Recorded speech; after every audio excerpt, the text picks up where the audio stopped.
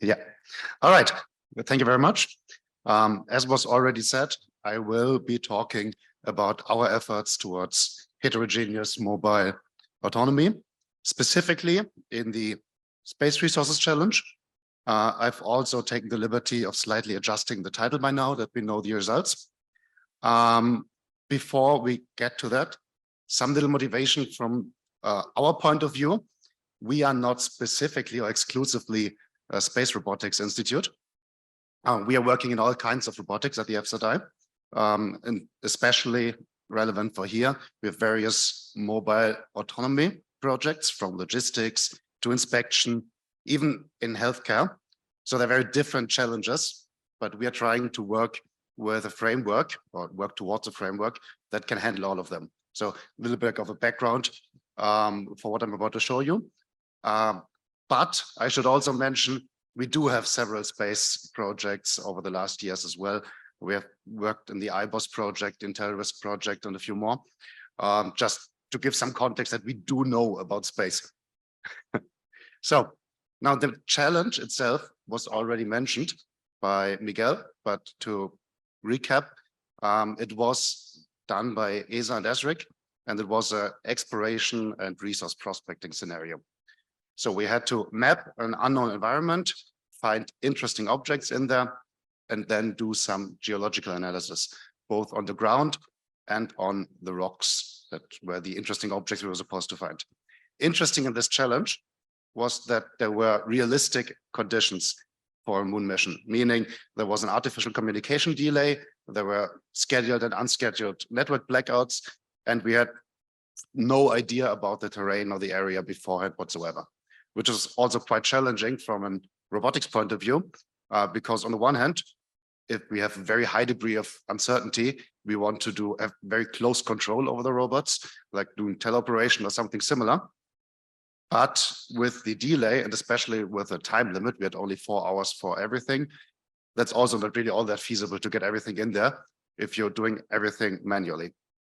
So what we decided was to take a scalable autonomy approach with a team of robots that could act autonomously, but we could also control on various different levels when necessary to ensure safe and precise operation. It was based around shared goal management, which I go a little bit more detailed in a moment.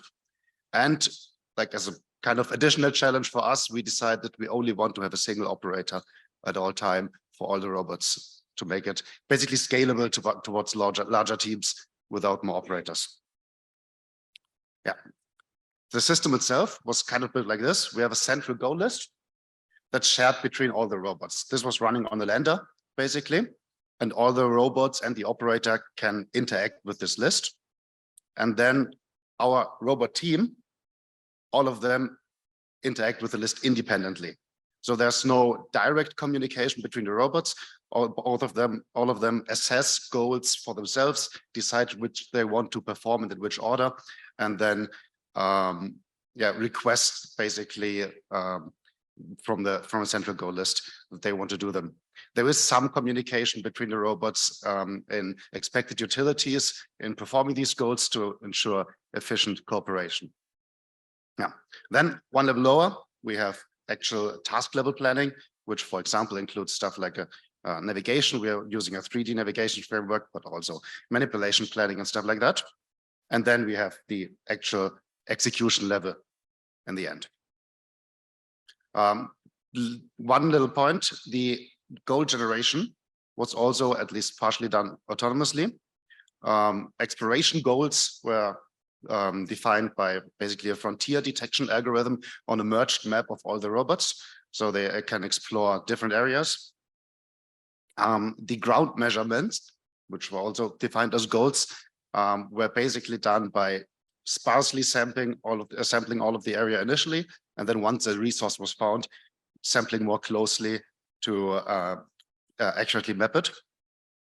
And then for these rocks that we are supposed to find and analyze, we had kind of like a goal pipeline set up that initial candidates were autonomously detected by LiDAR data. We also messed around with visual detection for a bit, but decided against it for this. And then once this candidate was found, spot or animal had the job to at some point go there and take context images for the operator. And then the operator finally accepts or declines this as, yes, this is an interesting rock to further analyze.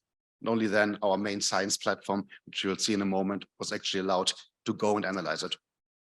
Yeah, I was talking about scalable autonomy and all the different ways our operator can interact with the system.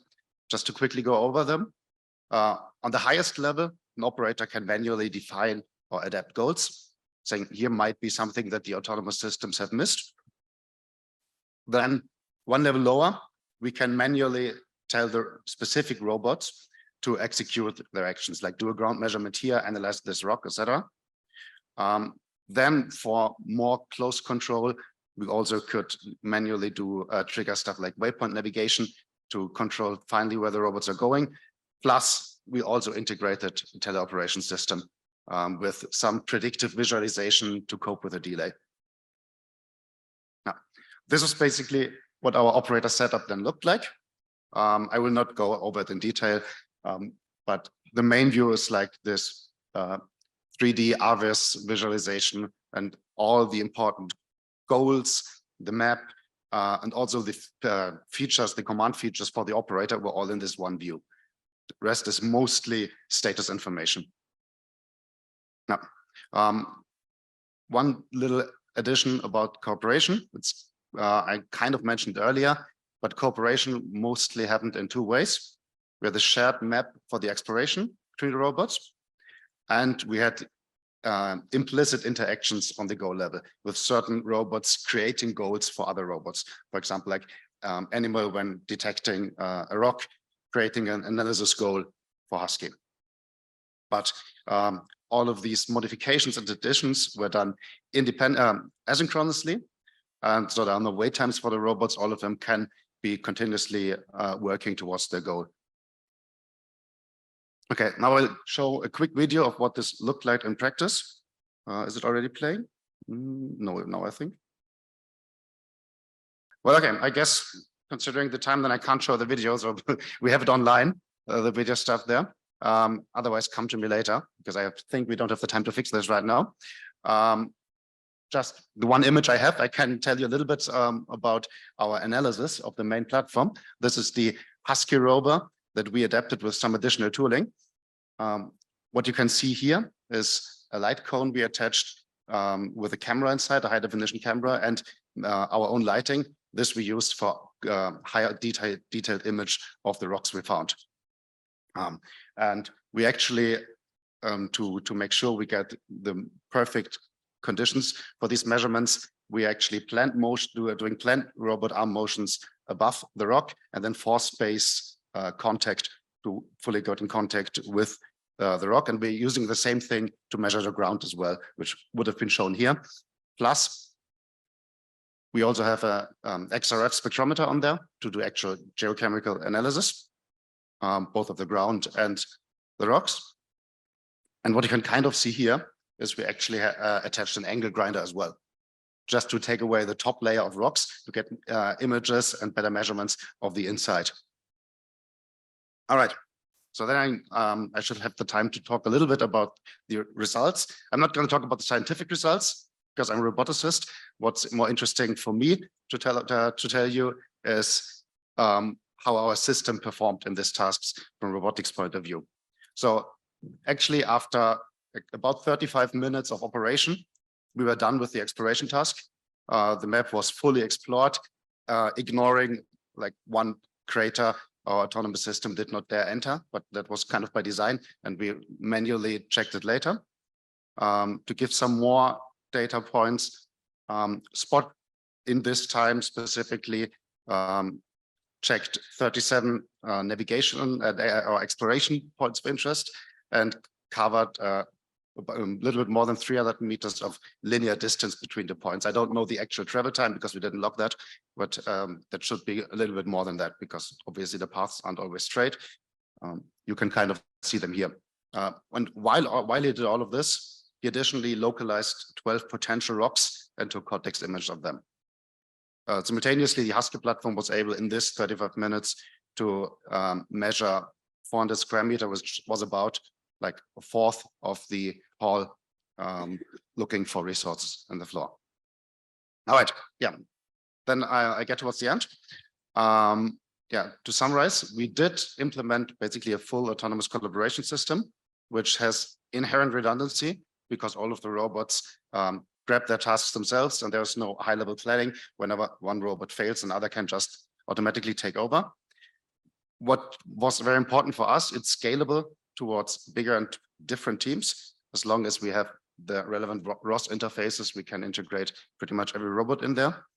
And all of the actual intelligence is done on the robots themselves. So we had no high-level mission planning other than the goal specification. Okay, thank you very much. And I think we have time for like 1 or 2 questions at least.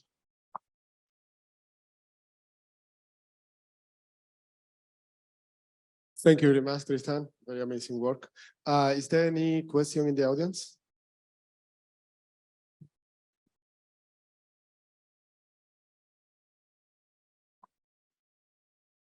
Hi, thank you for the presentation. It was great.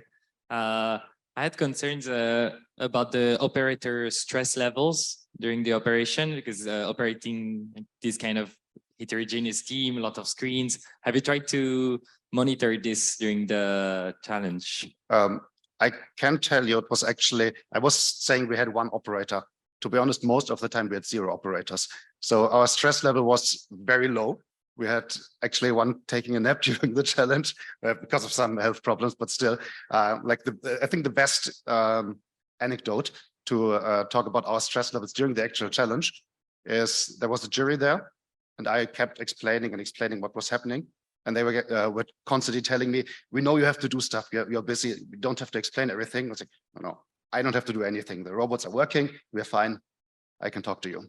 So that gives you this kind of an impression that it looked bad, maybe this interface, but actually it's very intuitive once you're working with it, because you're mostly just working with the one RS screen, which if you are working with ROS, you are very used to.